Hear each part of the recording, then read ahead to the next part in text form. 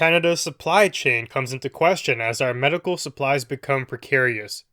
I'm Marco Perry. Welcome to the Perry Platform.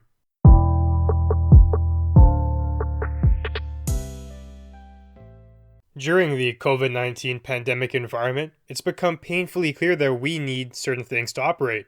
Medical gear, food, equipment, these are all vital to our country's success during these precarious times here.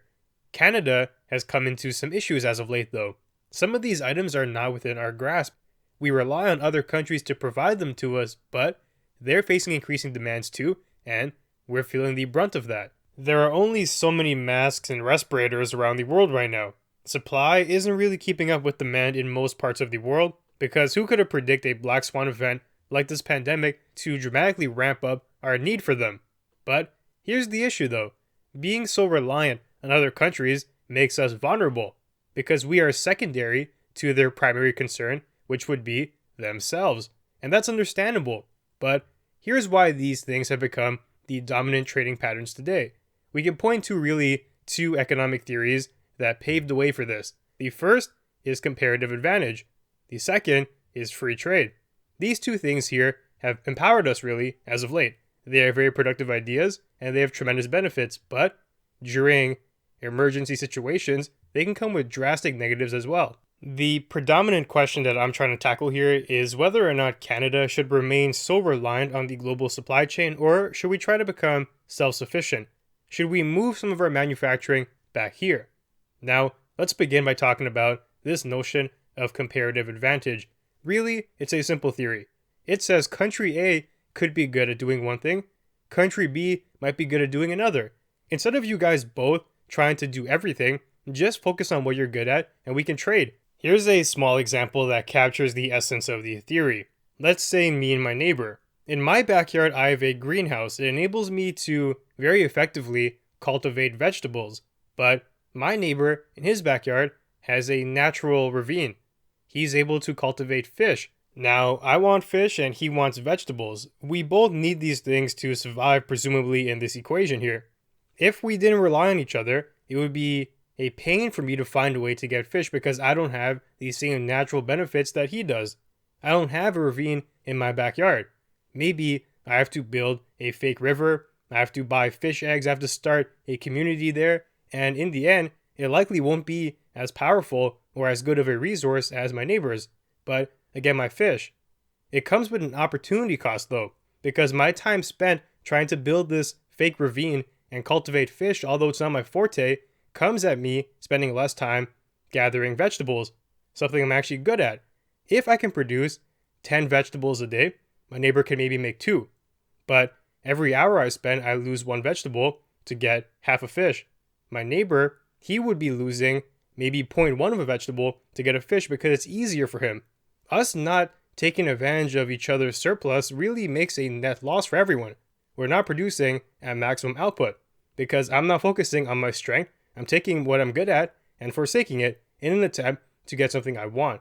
Now, comparative advantage comes in and tells you this. If you are good at making vegetables, just do that. And if you are good at getting fish, you do that. And at the end of the day, we'll maximize our output. Maybe I'll be able to produce 100 veggies and my neighbor can produce 100 fish. If I was to try and get fish given my lackluster resources, maybe I end up producing only 50 vegetables and 5 fish. But instead, I can maybe trade 20 of my vegetables if I make 100 and get 10 fish from my neighbor because he would have been able to more easily get them. And he can trade them to me for my surplus, and I will have a surplus because I'm good at farming vegetables. This here is a mutually beneficial arrangement. We are both able to efficiently use our time and produce the most amount of whatever it is that we're good at. And we can get what we don't have by trading the things that we've gotten that we have a benefit in creating in the first place. Now, if you expand this idea to a country, we can use Canada. Certain provinces are better at doing certain things, for example, Alberta and oil. They have a lot of it. Their workforce is trained in that field. They can theoretically cultivate it at a more efficient rate than another province can. Now, maybe you have a different province here who has a lot of grains in it.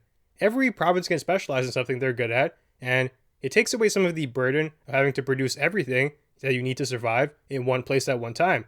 You can spread that across the entire country, and create a more efficient framework. This idea of comparative advantage is true. It's a very powerful tool. But when you apply it, though, to country around the world, there are certain issues there. So on one hand, you do get the efficiencies. You are allowed to focus on what you're good in and benefit from the strengths of other countries. In the real world, some of these factors here are reduced labor costs. So some places they charge very little or they pay very little to their employees so they can make t-shirts at a cheaper rate than North America. So it does make sense to take advantage of that. Maybe we can trade. Maybe we're good at producing raw material. So there we go. We have a surplus arrangement. I'll come back to this in a second and talk about the pros and cons of it. But for this idea to advance further, you need the second economic theory of free trade. It states that countries have to be able to trade with each other freely on the free market, supply and demand, without the undue pressures of government control, such as tariffs and taxes and whatnot. They want the playing field to be even. If one country is better at making something, they should be able to sell it to anyone. You shouldn't just shut them out because it's a loss of efficiency. It's a waste of resources. We are not using the strengths of everyone to their best potential. So, having a free market and free trade and everyone focusing on what they're good at is going to produce the most overall utility for the world. Now, in theory, this is true. We're able to reap tremendous benefits. Certain places are better at certain things. We're able to get things for cheaper. We can outsource our call services to India because they charge less and they're good at it. And at the same time, we can outsource our manufacturing to maybe Mexico or China because it's very cheap and the quality is comparable to what we would get in North America. And if we want to focus on things like high-tech development, America is good at that. And Canada is very rich in things like timber, and at the same time, we have very strong financial institutions. So as you can see, every country has their strengths and weaknesses. If we play towards that, we'll maximize our benefits for everyone. And we just have to trade to get what we need. We trade our surplus of what we're good at, and we get the surplus of another country. Instead of wasting our time trying to get cheap manufacturing in Canada, which is not possible given the law, we will just utilize another country's more lackluster approach to it. Lackluster in the sense of their wages. They're far lower. This also allows us to spread the wealth because now we have some of our currency funneling into places that need it, like India or Bangladesh, and they're making use of that. They're developing. This is one thing that capitalism is good at, creating wealth for everyone. Although it's to varying degrees, some countries obviously have more of it, there still seems to be an effect where everyone is raising the global standard at the same time, although at different rates we're still going upwards. Now, what are the cons to this way of operating? The first is dependency, and we're seeing that today. If I have to rely on country X over there to provide me with ventilators and masks, well, if they can't provide me it anymore, I can't make it because I become dependent on them. I have not created the resource base to make these things for myself. So if I become vulnerable, there is no recourse for me. I have to beg. I have to ask another country because I don't have the ability now to make the things that I need. And there we go. It's our first red flag. When you outsource critical things that are needed for your thriving and survival potential, that's an issue because you are now at the mercy of that country. The funny thing is we've seen this phenomenon with one of our own allies, America and 3M. We're on good terms, but still, America was pressuring this company to stop supplying us with masks at one point because they needed them more. For them to continue selling these masks to Canada, it just doesn't serve their interest. Given that precursor there, they're reluctant to continue selling them to us, but we need them too. Well, that's too bad for us because we aren't the ones in control there. Now, if we had our own 3M, it wouldn't be that much of an issue because they are a local company. We know we have a resource in Canada that will produce for us what we need.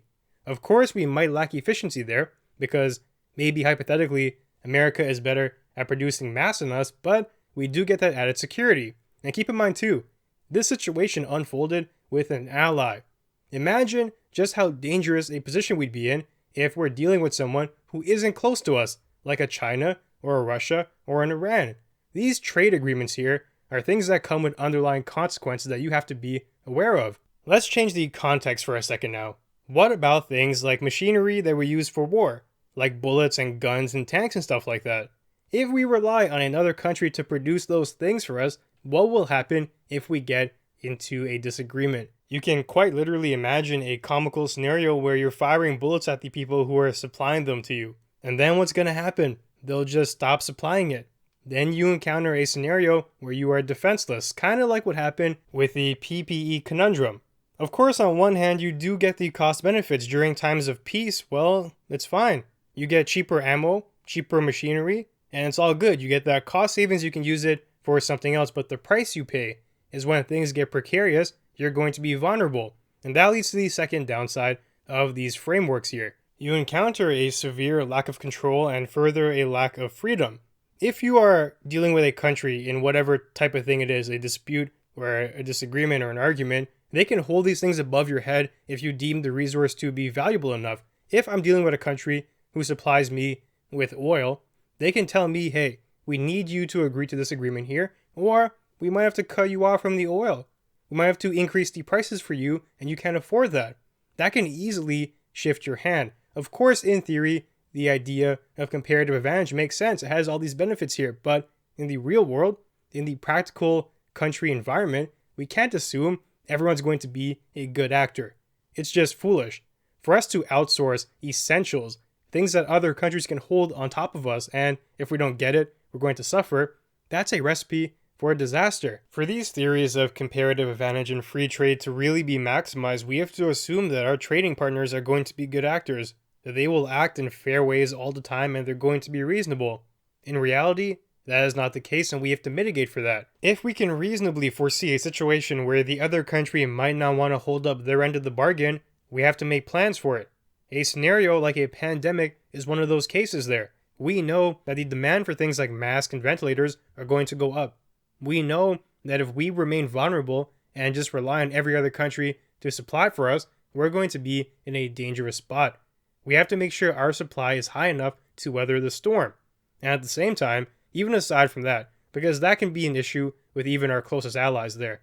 They have to choose between us and them, they will choose them. But how about this? If we are dealing with a country who we can foresee a conflict with, maybe not America or the European countries, I don't know what kind of conflict would stem, but how about China or Russia?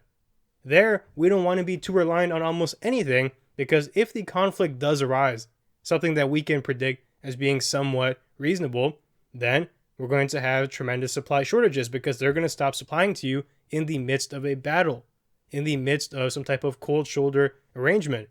Then you'll be left without that thing. So you better make sure what you stand to lose isn't going to cripple your country. That's the bottom line here. Today, the Star reports that we need to be poised to make our own gear for future emergencies in Canada. And I agree with that. That is 100% true. We can't be risking the lives of our own citizens according to the whims of neighboring countries here who are supposed to supply us under the previous international trade agreements, because they might just not do it. And then what kind of recourse do you have? The answer is none.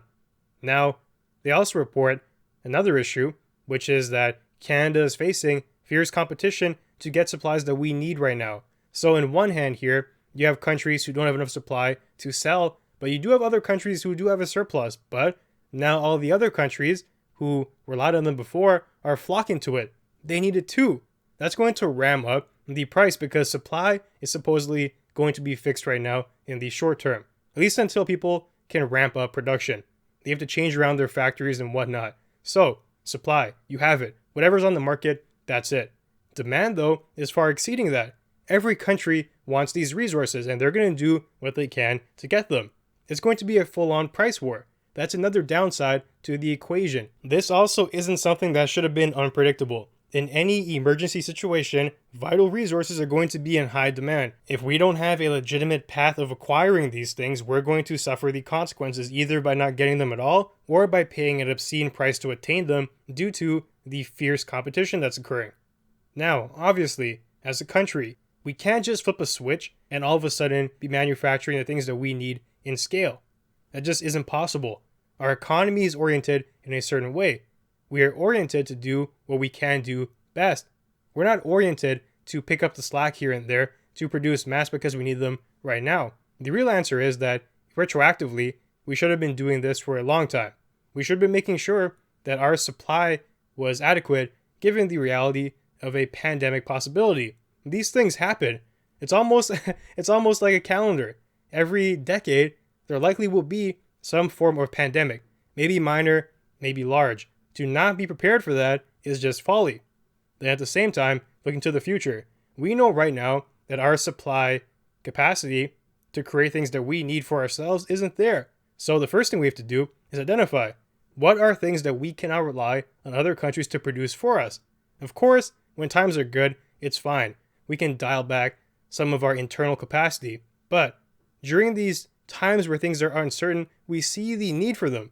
We see that it's far better to be self-sufficient because we don't have to deal with countries trying to cut us off, countries trying to jack up the price. Instead, we can focus on making it ourselves for our own people. When you ship all of your manufacturing off to a foreign country, of course, you get the benefits of a cheaper cost, but you become dependent. Is that worth it? Maybe for some things like t-shirts, but when it comes to medical equipment, when it comes to weapons of war, when it comes to things that are vital to a country's security and safety and ability to just progress into the future, it becomes a complicated equation. How much of a cost saving are you willing to inherit during the good times that makes it worth it to be vulnerable during the bad? The government has to figure that out. This is a long-term decision, and I do feel like the COVID-19 pandemic is going to change some of the ways countries operate going forward. They're going to see the destruction here and all the chaos that stem from not being reliant upon themselves, and they're going to change. They're going to shift around certain things here to make sure the next time they are better equipped. Now, of course, it's a long-term decision. It comes with pros and cons, but it does seem worth it. We will lose some of that maximum efficiency of the world. We might lose some type of cost savings, but at the same time, we're going to be better equipped and we can bring some jobs back to Canada, something we need, especially coming out of COVID-19, where a tremendous amount of the workforce is currently out of luck. At the same time, I should be clear, I'm not suggesting we kill comparative advantage off entirely. It's a true theory. Everything it says is accurate. We will enable ourselves to produce the most amount of good and positive outcomes by working together, but there are some things we just can't risk doing that with. There are certain things that we will not be able to thrive if we don't get, and there will be circumstances where the supply chain is disrupted. If we're not reliant on ourselves for the essentials, we are vulnerable.